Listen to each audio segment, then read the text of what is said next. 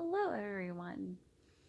We are not outside today, but that is all right. So, um, we are going to pick up on slide 11. Um, so, this is looking at spirituality and religiosity while we are alive, which arguably is more important because we're psychologists and future clinicians for many of you, and we're going to be dealing with a lot of hopefully alive people. So if we look at slide 11, there is kind of a laundry list of especially benefits that we do see in people who are either religious or spiritual in some way, and effects on their mental and physical health. We see a lot of positive benefits that holds across really all ages, cultures, genders, and a variety of different religions. So this isn't specific to any particular religion either. Um, and so this particular study from Siebold and Hill really suggests that religion usually, not always, but usually has a pretty positive role on health and well-being. Um, of course, there are negative effects that can come from religiosity, and we will discuss those throughout this section. Um, but, you know, you're always going to end up having those negatives if you have blind obedience, if you have, demands that are superficial, if you take literal interpretations of texts that were never written or meant to be taken literally. Um, you know, all of these are going to result in things that have negative consequences. We see that today in different religions where there can be exploitation of child abuse. There have been new reports in the past year of nuns who are sexually abused. We see this in religions that have massive extremism. Um, we also see this in some religions that end up getting sects that turn into cults and don't allow any type of medical intervention, which causes their members to die of completely preventable diseases, whether that's because their members push for no vaccines or don't even allow for antibiotics. So, there's always going to be two sides of this.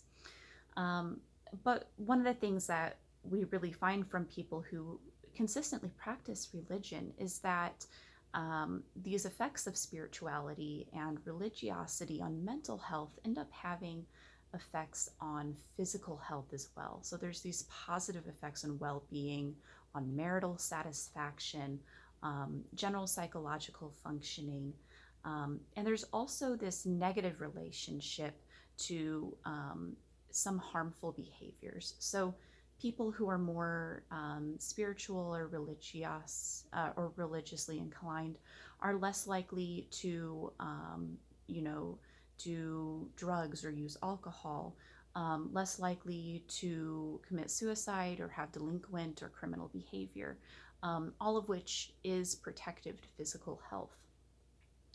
Of course, we do see certain types of authoritarianism, psychopathology that can occur with religion as well. So these are things to keep in mind.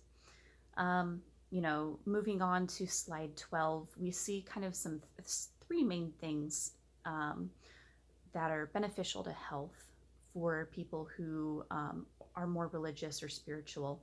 And we see these effects on social networks, lifestyle, and psychological factors. So if we break that down, the first one, social networks, is pretty obvious. If you take part in some type of spiritual or religious activity, you end up building, fellowship in a community with other people. And when you build a community with other people, that helps to reduce psychological and physical stressors. You find other people that you can rely on.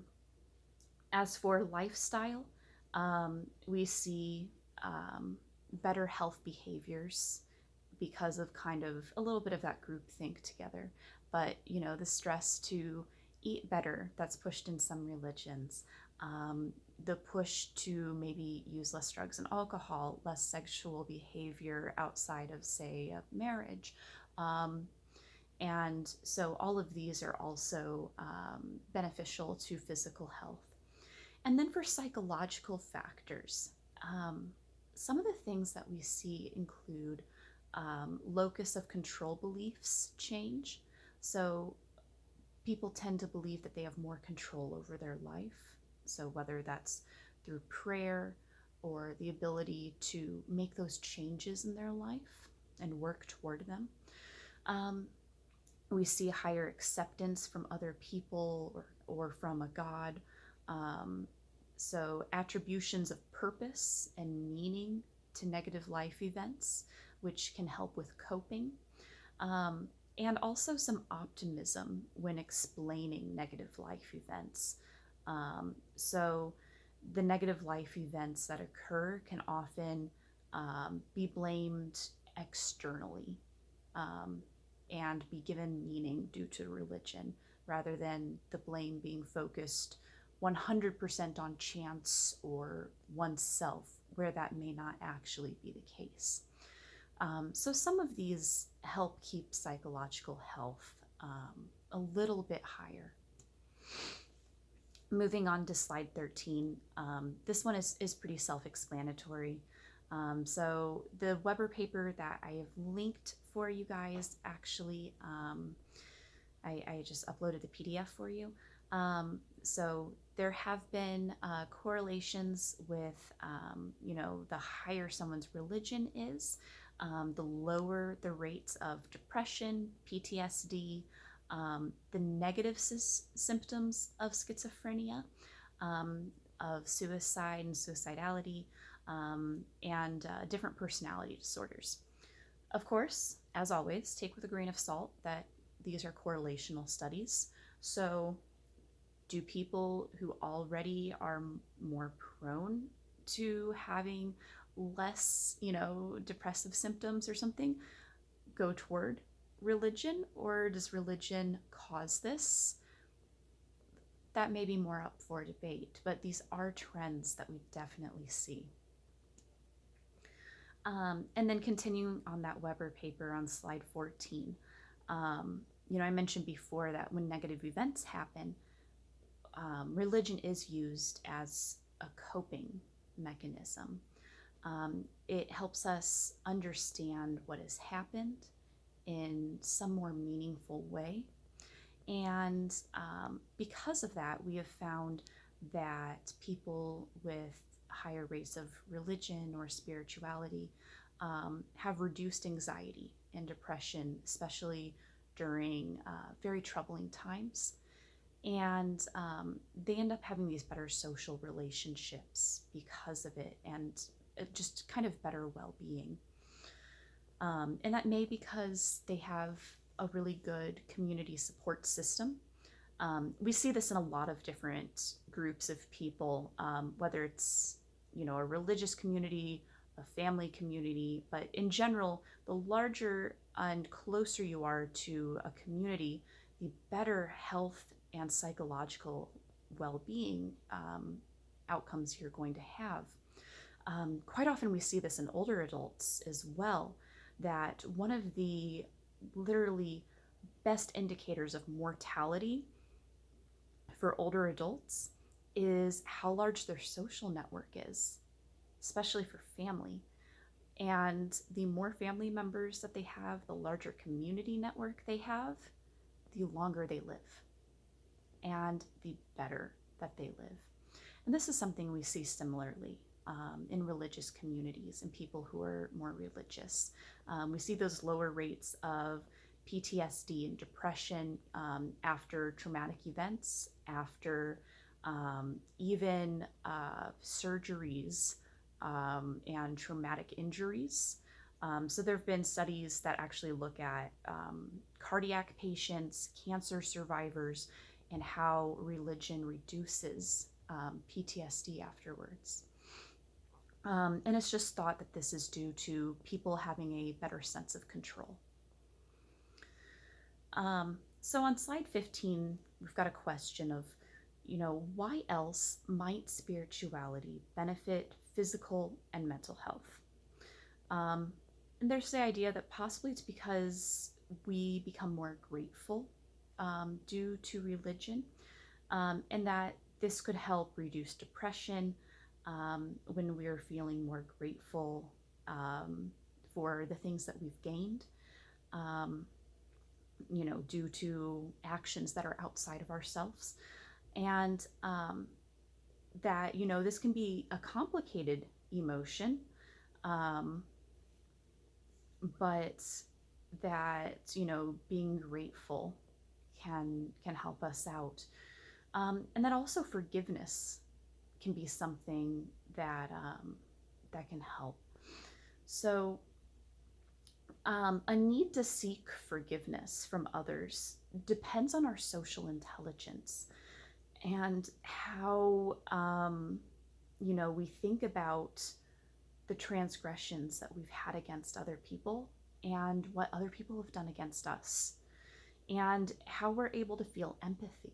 So all of this goes back to our social intelligence chapter, on whether we can forgive and whether we seek forgiveness from others when we've wronged them. And that once, this give and take of forgiveness is completed, that it really helps to solve, a lot of this tension that we have.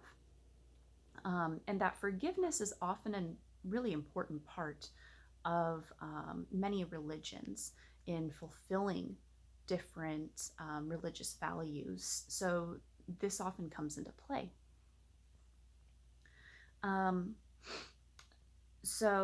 It also goes into helping us to try not to seek revenge, which can exacerbate social isolation and distress, which, as we've seen before, has negative effects, even, physiologically within the brain when we see that higher activation in the ACC. Another thing that's mentioned is, we have higher positive emotions. So thinking back a couple chapters ago, when we spoke about the HPA axis and the sympathetic nervous system during times of stress and emotion, that this helps to calm and relax this, which helps to give kind of a healing response. So, when we reduce stress through, say, meditation, forgiveness, prayer, etc., or by having that social support, it can influence our health outcomes physiologically, especially on a cardiovascular, neuroendocrine, and immune function type of level. So this becomes pretty important physiologically. So we even see, less activation in the ACC because we have those better community bonds. So the ACC is affected by religious beliefs, because we've got more of that conflict resolution.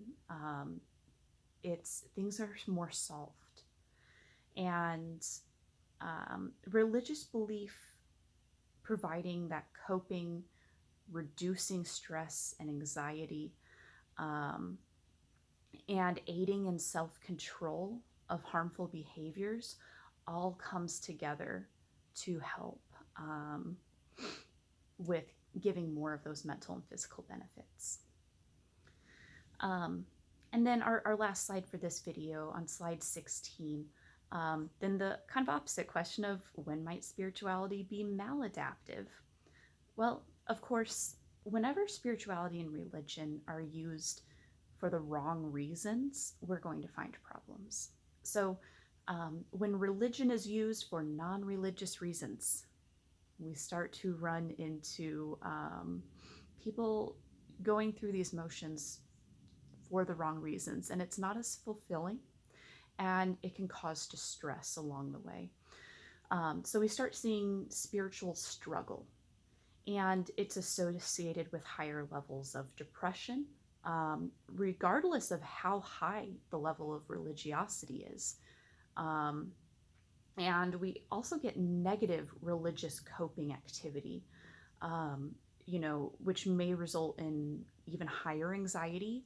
Suicidal ideation becomes higher, increased distress and grief, and even increase risky behaviors such as alcohol use. So you may find somebody who's actually incredibly religious, and yet, if they're doing these things for the wrong reasons, so for non-religious reasons, it can completely backfire and be maladaptive. All right, so that was the end of this video. Next time we will pick up on slide 18. All right, I'm like doing this totally backwards. Here, have random inside of my house.